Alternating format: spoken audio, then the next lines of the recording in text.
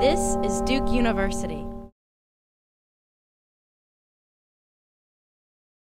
So let me welcome Will Miller. As you know from the bios that we sent out to everybody, he's the president of the Wallace Foundation, which was created by the founders of the Reader's Digest. It's a very interesting foundation in many ways. It has a very sharp focus on the arts, and particularly on enlarging the audience for the arts, but the arts in general. And secondly, in education, in training personnel for education, in particularly principals, and it's gone about. He'll talk more about this in his talk today. What's especially interesting about that foundation to me is the emphasis that it has long given on evaluation and research. They do a wonderful job of researching issues and figuring out where evidence is needed in order to buttress policy change of one sort or another, and they keep track of it. They do the evaluation, they do the research, and they also have an interesting decision making process at that foundation, which I've long admired, which is all the decisions are made about the grants in a team of persons from the three different major departments that are affected by what they do. One of them is the program department, the program staff. The second is the communications function, and the third is the research and evaluation function. And they're teams of 3 people basically representing those 3 departments who figure out how to allocate the funds that are going to be put on particular projects. That's something that I don't know of is being done in other places, but it makes a great deal of sense, because when you make the grant at the beginning, you've thought about the question of what it is you're trying to learn and also how you're going to learn it from it. You've also thought about the question of what you need to communicate to constituencies who are not part of the research itself, but who need to know about the research itself, and of course the program part of it.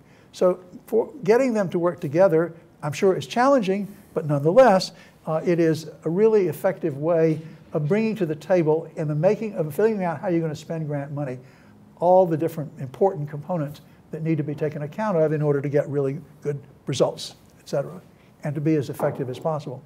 Before coming to the to preside over the Wallace Foundation, I met Will, I think first when I was at Atlantic Philanthropies, and he came because he was board chair of Public Radio International.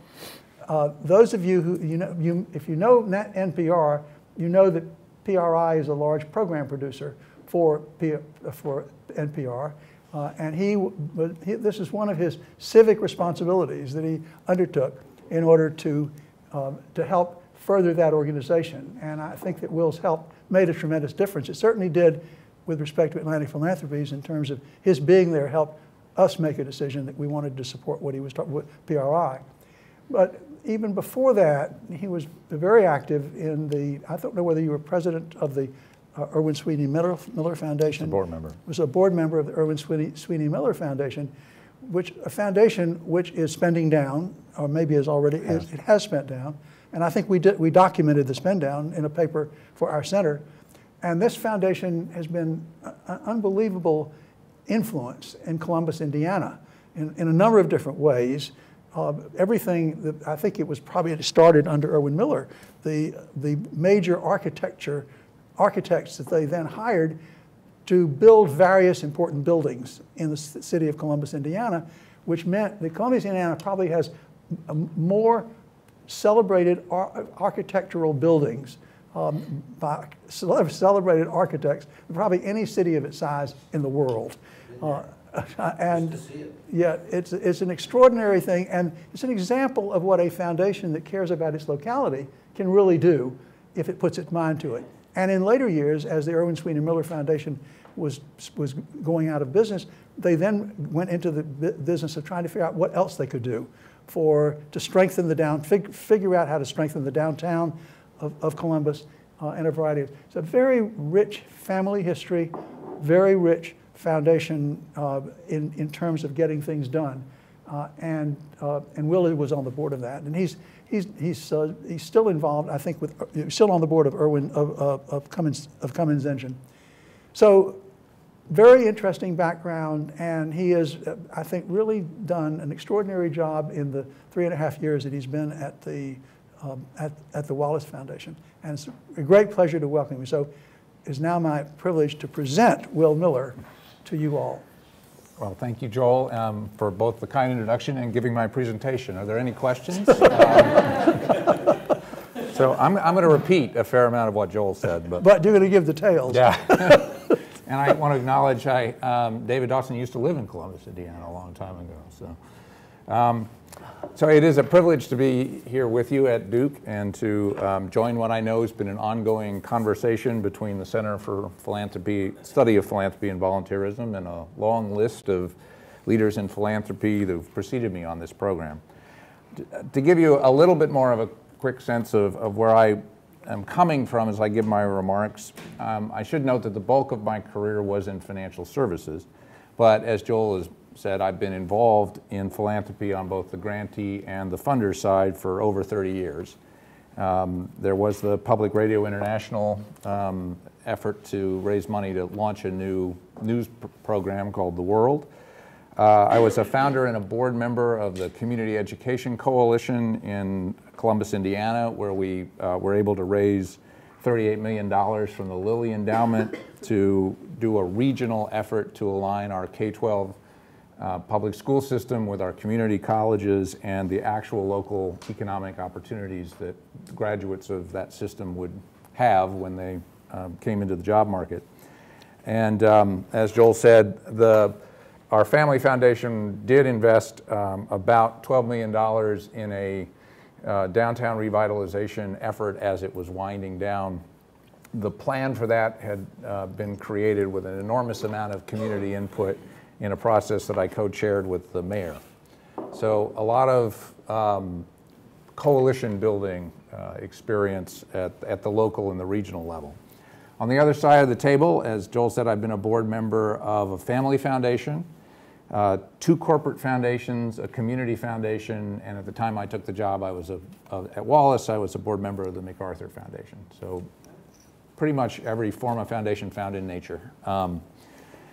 But as you can tell, most of my previous experience prior to joining Wallace was in what I would call place-based philanthropy, the effort to improve a city or a region across many different dimensions. And it's one of the reasons why I was interested in coming to Wallace, which is a national foundation without any programs tied to New York City or any other place, is an issue-based philanthropy. And I was interested in the differences between those two, in particular, the challenges of trying to affect a narrow set of issues at scale nationally. So that's why I took the job, and I was particularly attracted to Wallace because I thought my predecessor, Chris DeWitt, who was also a predecessor here on this faculty seminar, as I understand it, had laid a great foundation to build on in that regard. So, if I can get this to work.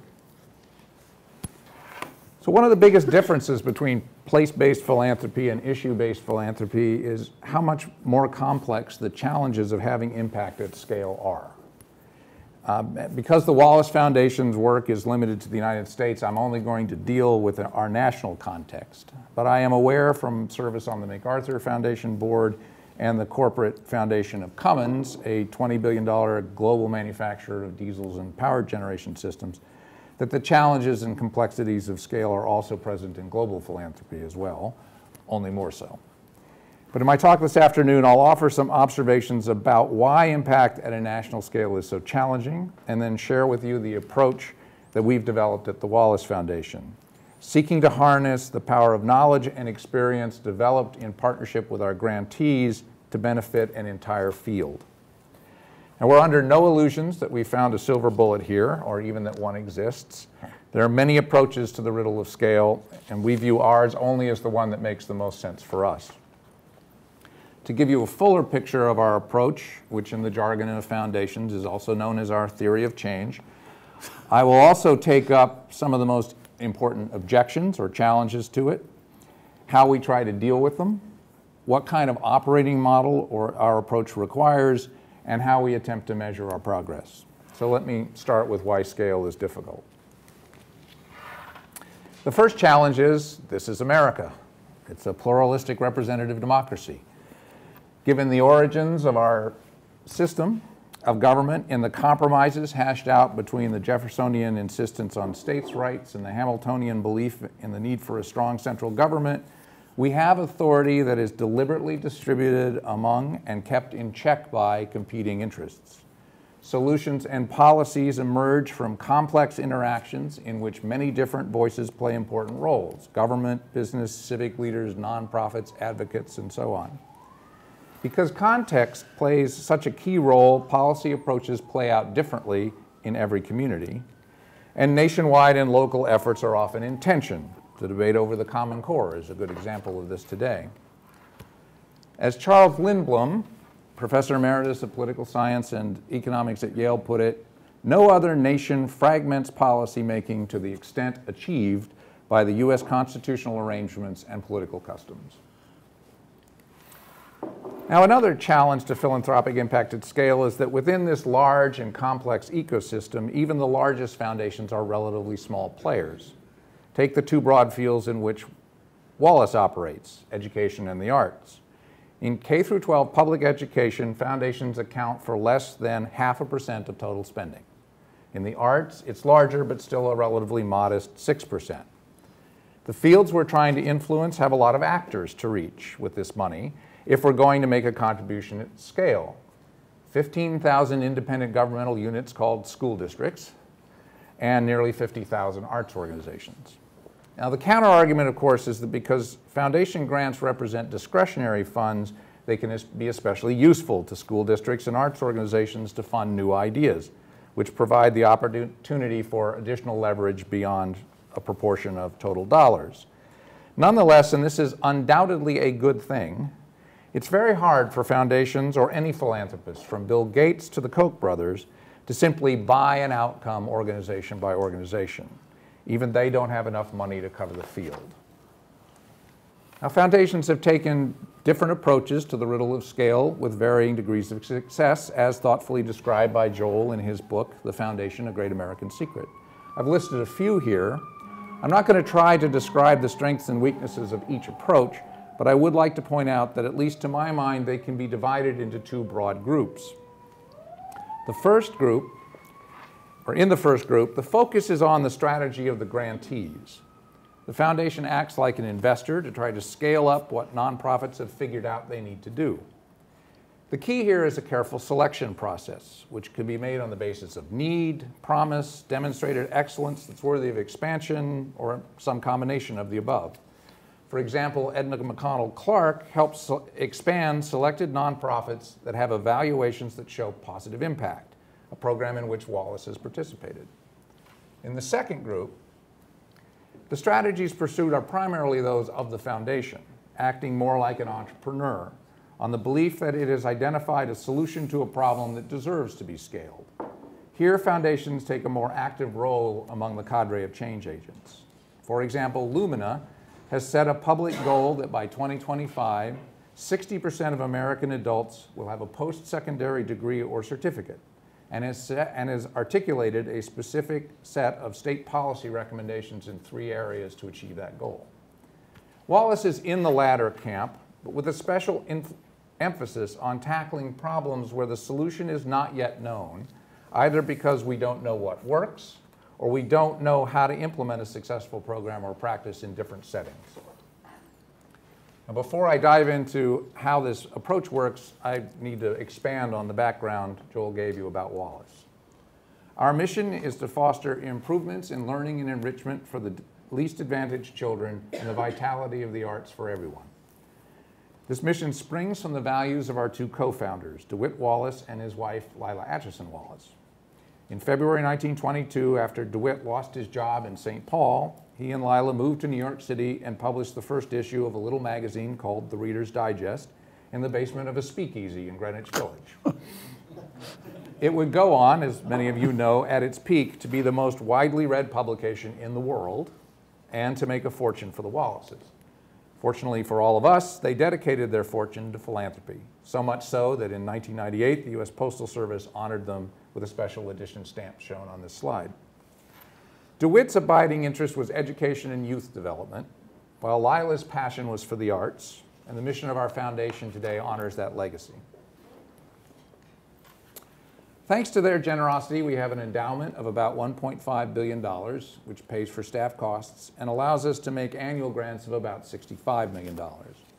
Our key areas of focus include strengthening leadership in K-12 public education, specifically principals, improving access to and the quality of learning and enrichment opportunities for disadvantaged children, both after school and in summer, enhancing opportunities for arts education, and helping arts organizations build audiences. And we have a common strategic approach or theory of change that underlies all of our initiatives and strategies. It's grounded in a belief that we have the opportunity to leverage the use of our money with the power of useful knowledge to have broad impact across the country, helping many more children and organizations than we have the resources to fund directly. I'm using the term knowledge here the way knowledge management experts like Nonenka and Takeuchi define it. Justified true belief that increases an entity's capacity for effective action. In other words, it has to be justified through evidence, it corresponds with reality, and it helps people be more effective. While we think it's wonderful that there are some who pursue knowledge for knowledge's sake, because we're interested in impact at scale, we seek the kind of knowledge that leads to effective action in policy and practice, or both. Now, because we know that the effectiveness of policy and practice in the field is heavily influenced by the context in which it operates, that's where we start. Our aim in trying to understand the context is to identify what we call a high leverage knowledge gap. That is a significant question whose answer is not known, but which, if known, could help propel social progress. Next, we work with our grantee partners, first to help them test new ideas and generate improvements for those they serve, and second, to generate insights and evidence on what works and what does not that others can use to spread the benefit more widely. In other words, to help close the knowledge gap. Since the credibility of the evidence is a critical factor in catalyzing broad impact, we work with independent analysts and researchers to create robust and useful insights and data. We then seek to share the knowledge our partners and we have created as widely as we can and in ways that lead to improvements on a much larger scale that we can fund directly. We think of our approach as a cycle because experience has shown that what we learn in one round of this process often leads to new questions or knowledge gaps that become the focus of an additional initiative or round of grants. The cycle's easiest to understand with an example, and here's one from our work in education leadership. When we started working in this area, the role of the principal was essentially seen as a facilities manager, primarily responsible for buses, boilers, and budgets. Our foundation spent about $300 million from 2000 to 2010 exploring whether principals matter in improving schools, what the characteristics of an effective principal are, and whether they could be taught. The research we funded demonstrated that an effective principal, a true instructional leader, can be a driver of student achievement, second only among school-based factors to the quality of teaching in the classroom. And the quality of the principal is the single most important factor in whether or not high-quality teachers will teach in and stay in high-need schools. Better still, we funded leader training programs that were able to demonstrate the skills could be taught. But these findings led to a new question. How could a school district build a pipeline of effective principals, and if they did, would it lift teaching and learning at the scale of an entire district? That led to our Principal Pipeline Initiative, in which we're funding 6 large urban districts to implement the elements prior research suggests are critical to such a pipeline and to participate in a rigorous study of its effects. We're about 2/3 of the way through this $80 million initiative. As we work with the pipeline districts, we've learned that a stumbling block to improving the performance of principals is their supervision. Having spent their careers as principals in the old model, current supervisors are mainly focused on compliance, not on helping principals improve instruction in the classroom.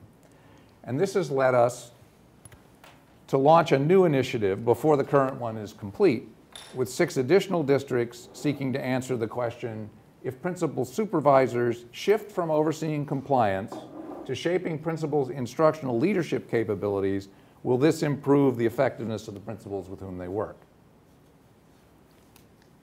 So a knowledge-based philanthropic approach is not without its challenges and its skeptics. So let me turn to why some might think it's a bit hubristic of us to be trying this. Through reading publications of both supporters and critics of the sector, and conversations with colleagues, grantees, researchers, and many others, we've identified at least 8 basic challenges, which I've listed here. Given our limited time, I'd like to cover the first 3, and I'll be happy to come back and answer any questions about any of the others in the Q&A if you have them. I'll cover the first 2, which are really critiques of strategic philanthropy in general, rather quickly, and then spend more time on the third critique, which is the one most relevant to our approach, that we are not naive in believing evidence matters much in policy or even in practice in today's hyper-partisan environment. Critics of philanthropy like Bill Schambra of the Hudson Institute contend that the history of philanthropy, at least seen from a conservative perspective, suggests any strategy at the foundation level that seeks to produce a measurable result will add little value to society. This could be a problem of holding foundation strategies to the criteria of causal connection, in which case I would agree it would be futile to insist on that. Given the pluralistic, complex, and large systems in which we operate, it is a fool's errand to seek to be able to attribute a social improvement directly to the actions of a single foundation. However, if you take what I believe is a more rational approach of seeking to identify contribution to social improvement, then the case for strategic philanthropy is much stronger. Joel's book provides many useful examples, so let me just mention one to provide an example of the effective combination of investments in innovation, research, and communication. The Robert Wood Johnson Foundation funded experiments to see whether higher cigarette taxes at the state level discouraged smoking. And it did, especially among youth. RWJF's communications and policy engagement efforts based on these findings contributed to many states raising cigarette taxes. Smoking rates among high school students are at their lowest levels since tracking began in 1991, according to the Centers for Disease Control. Can we attribute this solely to RWJF? Of course not. But did RWJF make a significant contribution to this improvement? I think certainly. Now, a variant of this strategic philanthropy is a waste of time and money argument is the critique that far more good would be accomplished if foundations simply back the vision of great leaders in the nonprofit sector and essentially get out of the way. I believe this can be an effective strategy for certain issues, especially when the leading providers in the sector have programs or processes that have been proven effective. At the same time, there are a couple reasons to believe there are limits to the idea that foundations should simply serve as selective ATMs to nonprofits, no matter how wonderful their leaders are. For example, it's not always clear that nonprofits, any more than foundations or other experts, have all the answers they need, and that what's simply missing is money. Knowledge gaps are a real and persistent challenge in many social sectors. Further, simply funding great leaders or good ideas in isolation without a learning effort can miss the chance to benefit the society or the field more broadly. New insights and knowledge from evaluations, implementation studies, peer learning communities, and other learning strategies offer the potential to leverage the impact at a greater scale. Now that said, a knowledge-based approach has to grapple with the cynical view that evidence is ignored in the policy setting process and by many practitioners, or to paraphrase Bill Schambra, the belief that evidence will never tame politics because politics will always seduce evidence.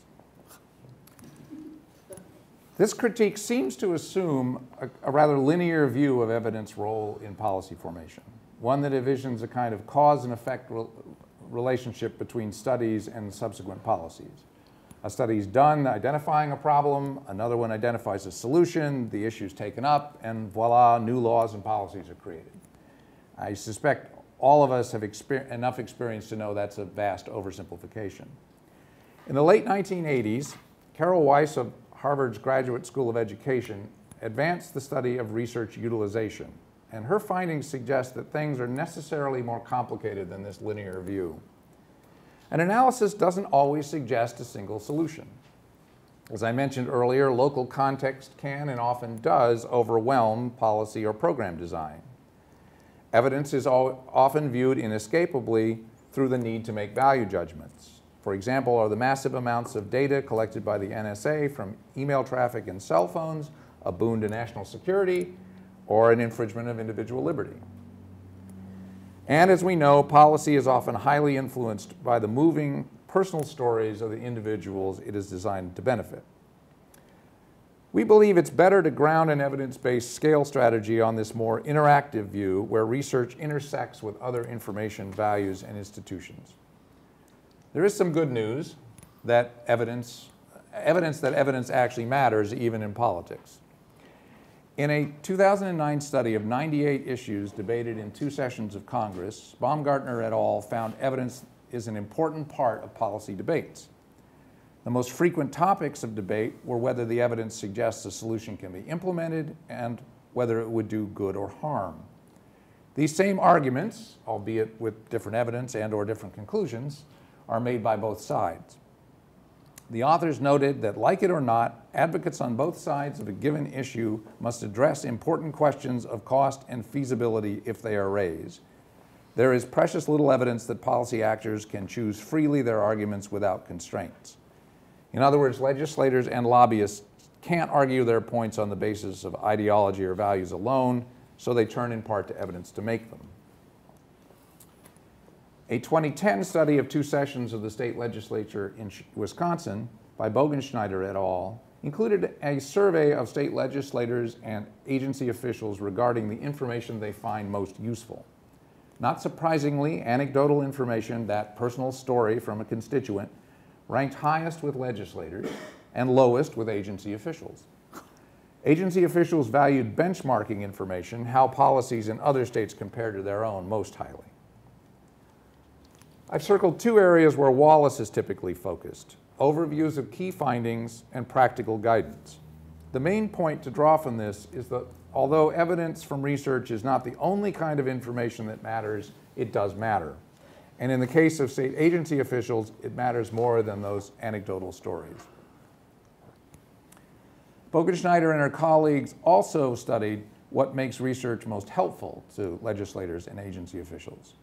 The 2 most important factors, regardless of which side of the aisle they were on, were scientific quality and unbiased conclusions.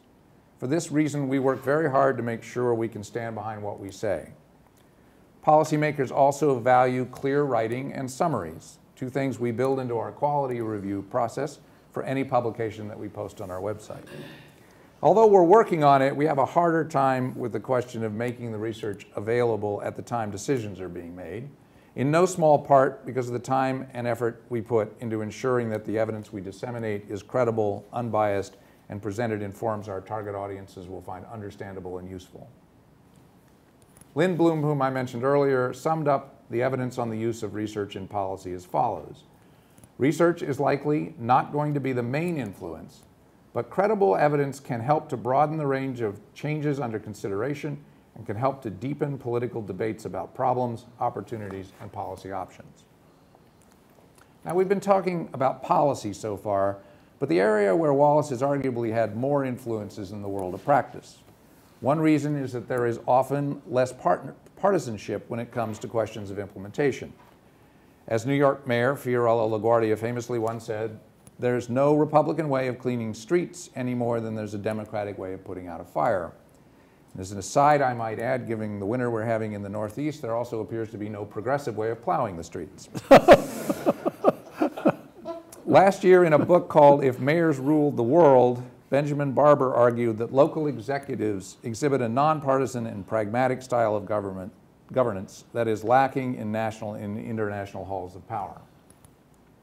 So our approach is also influenced by the work of Everett Rogers, who developed the theory of the diffusion of innovations. He noted no one adopts an innovation they've never heard of. So effective communication that reaches target audiences is key. We also need to pay attention to the existing policies and incentives at both the organizational and system level and how our evidence interacts with those. It helps to shine a light on the characteristics of an innovation that promote its adoption, relative advantage over alternatives, compatibility with current practices, and simplicity. And finally, implementation studies matter as much as outcome evaluations because they help to make an innovation observable and gives practitioners ideas about how to test it before adopting it wholesale. Factors Everett demonstrated speed the diffusion of innovations. All of this has implications for our tactics. Because different kinds of research activity and publications are more effective in addressing different aspects of policy and practice issues, we have to go well beyond what's traditionally thought of as a paradigm for research in the foundation world, the outcome evaluation, as important as they are. We also fund literature reviews, implementation studies, cost studies, and just occasionally market research. And when we feel we have enough insights and evidence to make a contribution, Wallace will step back and publish a synthesis of what is known to date, which we call a perspective. These have turned out to be some of our most popular downloads from our website. Now, for any organization to successfully implement a strategy, it must align its operating model with the key success factors of that strategy. So I'll now turn to a brief discussion of the implications of the Wallace approach for the way we operate, the kind of staff we have, and our operating costs. The starting point for this operating model is the observation that our approach requires expertise in 3 distinct disciplines to put it into action.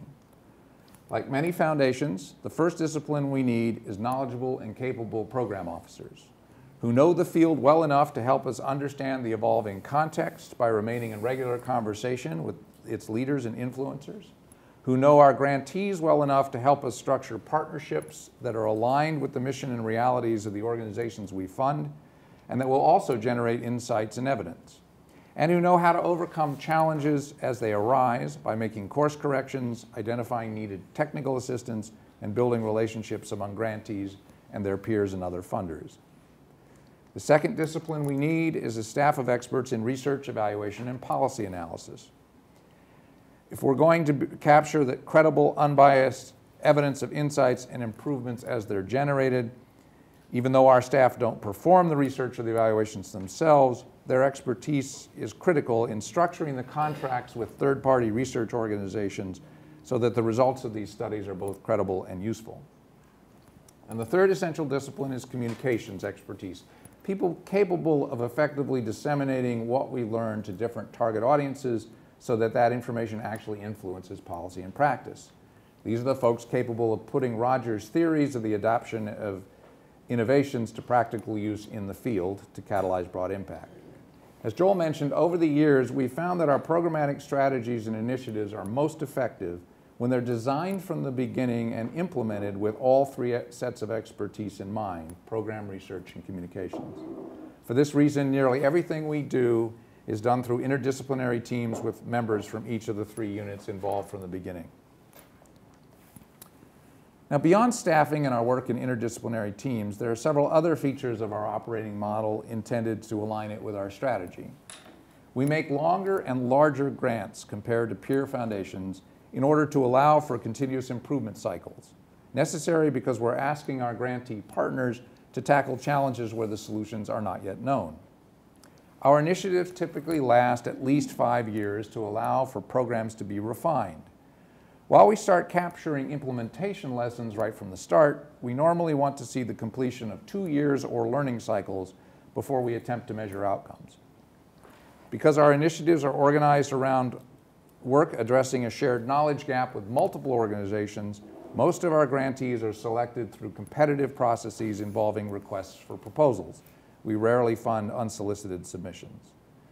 And while the lion's share of our charitable disbursements directly support the work of grantees, a larger proportion of our spending is for research and communications than I believe is typical at most foundations our size.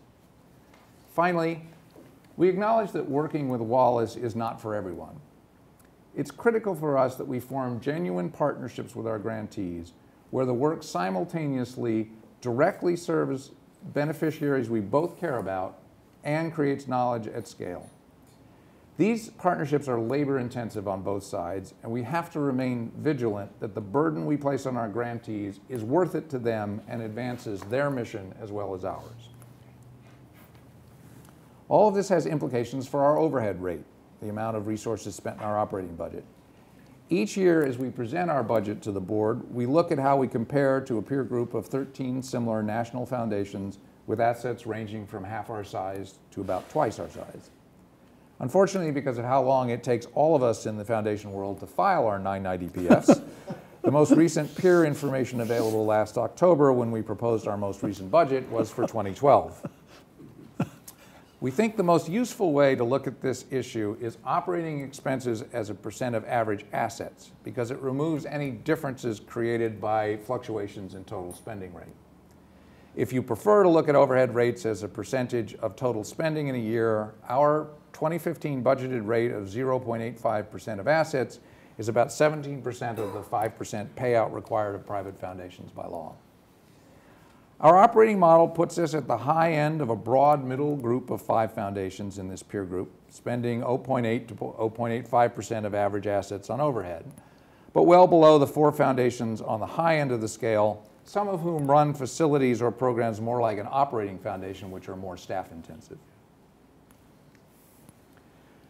Now, I began with the goal of sharing with you how one foundation approaches the challenge of seeking impact at scale through knowledge, and now we come to the single most difficult question for a national foundation. How's it going? As a private foundation that does not operate any programs ourselves, there's no agreed upon set of metrics for success or failure, such as profitability, return on investment, or market capitalization in the private sector, or election returns and poll results in politics.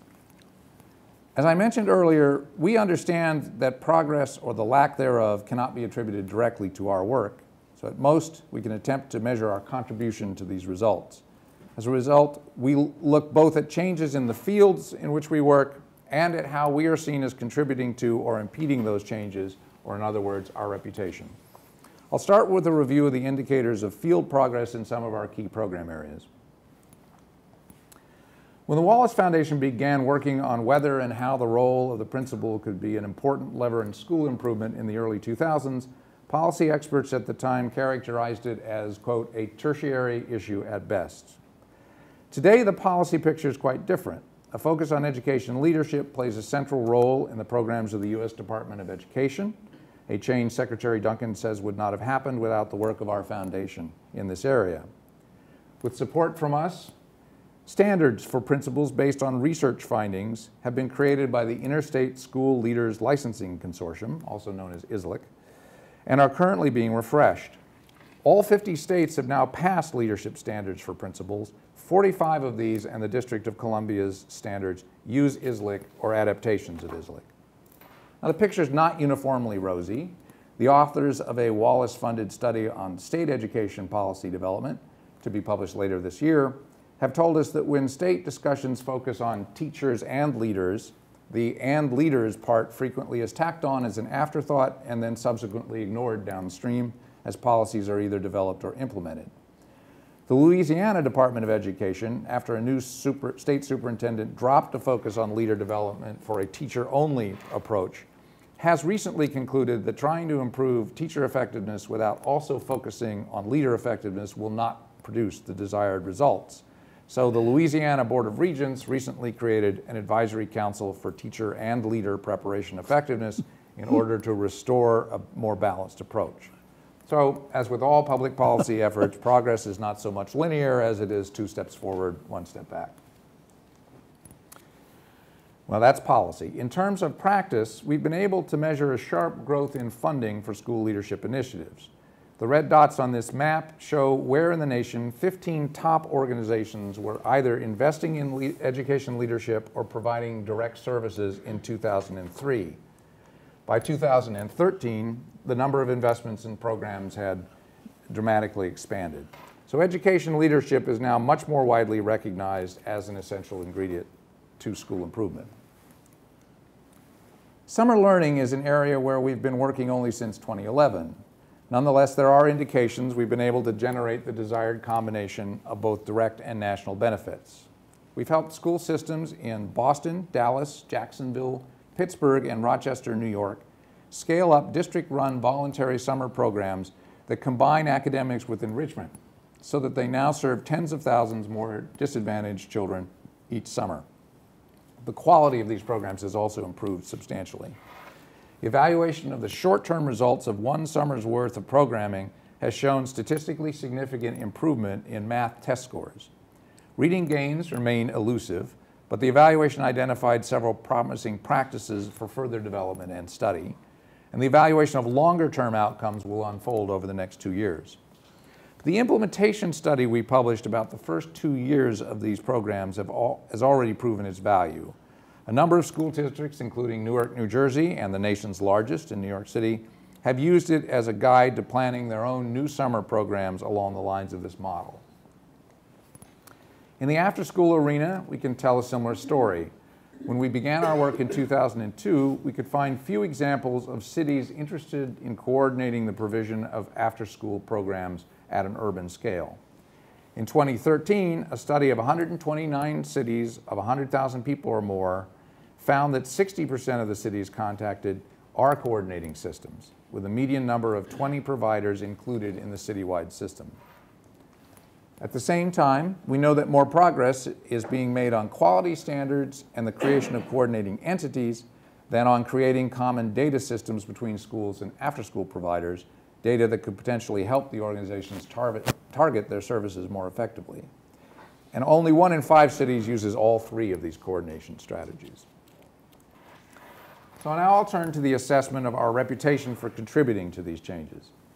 This chart summarizes a qualitative analysis by a market research and branding expert of interviews with 24 school leaders of peer foundations, grantees, and experts on philanthropy who are familiar with our work.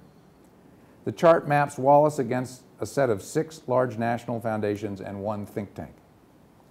The vertical axis shows how respondents perceive the operating model of each organization, whether we were seen solely as having influence on those we funded directly, or were seen as also seeking to have an influence on broader policy and practice. The horizontal axis shows which audience each organization was seen as reaching, mainly grantees on the left, grantees plus other influencers on policy and practice in the middle, all the way to the general public at the far right. In 2003, respondents saw us squarely in the lower left quadrant, focused on and mostly speaking to grantees with only modest influence on policy and practice. The foundation set a goal of moving up and to the right, effectively engaging influencers beyond our grantees by becoming seen as a hub for credible and useful knowledge. When our consultant repeated the study 11 years later with many of the same interviewees, it showed we had made considerable progress, but not as far as we desired. The rating's a big oval for several reasons. First, we moved most in education leadership and after-school systems building, but less in the arts, where we've not invested as much in catalyzing broad impact. Second, we continued to be perceived as shying away from policy issues relative to the peers in this study. As one respondent said, "I don't think of them as someone who influences policy in the same way that they influence practice." We thought these results were encouraging in the sense that it is clearly possible to implement a knowledge-based strategy aimed at scale that changes your reputation, at least as measured by perceptions of how much influence you're having. It also sparked a great conversation with our board about ways we could up our game by making progress more evenly across our program areas and engaging more intentionally with policy. Now, it's interesting to note that our comparative organizations also moved up to the right, or both, 3 of them as much or more than Wallace. This may be indicative of a trend in philanthropy as more foundations seek to inform the broader fields in which they work. When asked, when I say the Wallace Foundation, what are the first thoughts that come to mind? The 5 most common responses in 2003 were associated with the source of the wealth that created the foundation and our program areas. In 2014, while our program areas remained as a key part of our reputation, we're now much better known for our expertise and other key elements of our knowledge-based strategy. We also participate every 2 years in a confidential survey of our grantees conducted by a third party, the Center for Effective Philanthropy. This is as close as we can get to a reliable customer satisfaction survey. CEP's survey is especially valuable because they've been doing it for a lot of foundations for 13 years. This allows ratings of Wallace to be compared to a database of responses from 40,000 grantees rating over 300 foundations. In the most recent survey, we were pleased to see responses well aligned with what we are trying to achieve strategically. Our understanding of the fields in which we work was at the 98th percentile. The ratings for advancing knowledge in the grantees field in 2014 was the highest score in the database's history. And our grantees rated us at the 81st percentile in affecting public policy in their field, suggesting they see us as more influential in this area than our peer foundations do. Scores on ratings not central, there you go. Scores on ratings not central to the goals of our strategy, such as affecting the communities in which our grantees operate as a community foundation would, are much lower. Well, no one likes to be at the 14th percentile of anything. The rating makes sense given our issue-based strategy. Of course, it was not all happy news. We scored lower than we would like, slightly below average, for our impact on grantee organizations. These surveys are always helpful in giving us insight into areas where we still have our work cut out for us. But it was the case that your goal really wasn't to impact grantee organizations, particularly you were to benefit them for a larger purpose. That's our goal, but the part of the partnership is making sure we meet their goals as well. It has to be, it's a Venn diagram of the overlap of both, so we do want to see us having, I'd like to see us having more impact than that indicates. We also pay attention to other sources of information. In 2014, Edge Research surveyed 46 public education leaders as part of a market research study for the New York City Leadership Academy, a provider of training for principals.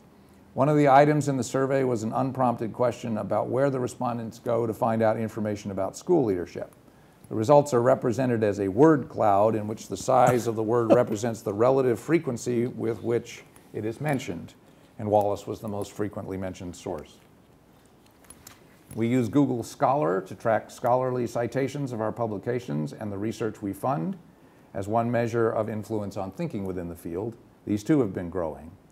By the way, we're looking for a similar measure in the policy world, but have not found it yet. And if any of you have suggestions, I hope you'll share them in the Q&A. Like many organizations, we track visitors to our web page as an indicator of how effectively the dissemination strategies I mentioned earlier are working. They number about 1 million a year. In a recent survey of peer foundations, 9 of whom were willing to share this information, only one other was near the 1 million mark. The rest were 300,000 or less. However, we feel that downloads, the act of clicking through to get a PDF of a report or to view a video, is a more meaningful metric of the usefulness of our website to policymakers and practitioners. Over the last decade, these have risen 20-fold to over 500,000 for the last 2 years running. These figures do not count downloads from the websites of our research partners, which in cases like RAND can be of similar size. In our peer survey, only 5 other foundations provided download numbers, and the next largest annual number was slightly less than 20,000. So that's one national issue-based foundation's story of what we're trying to do to catalyze mission-driven impact broadly, how we go about it, and some of the ways we assess how well it's working. To sum it up, our approach is based on a set of observations, beliefs, and the choices that stem from them. We think foundations aiming to contribute at scale face important structural challenges. At the same time, we believe there's a demand for evidence and experience that can help practitioners be more effective in their work and to help inform policy debates. In both cases, credibility is the key. National foundations are in a good position to help provide this kind of information, but if you go this route, we believe it requires an operating model aligned to these strategic objectives. While we would argue that it is a fool's errand to try to attribute practice and policy change to our work, we have solid data that shows Wallace is now regarded as a reliable source and good indications that we are contributing to practice and policy improvements. All of this inspires us to keep at it and to try to create more and broader benefits in enhancing learning and enrichment for disadvantaged children and the vitality of the arts for everyone. I hope you found it an interesting story thank you for listening, and I look forward to taking your questions. Thank you very much. That's great.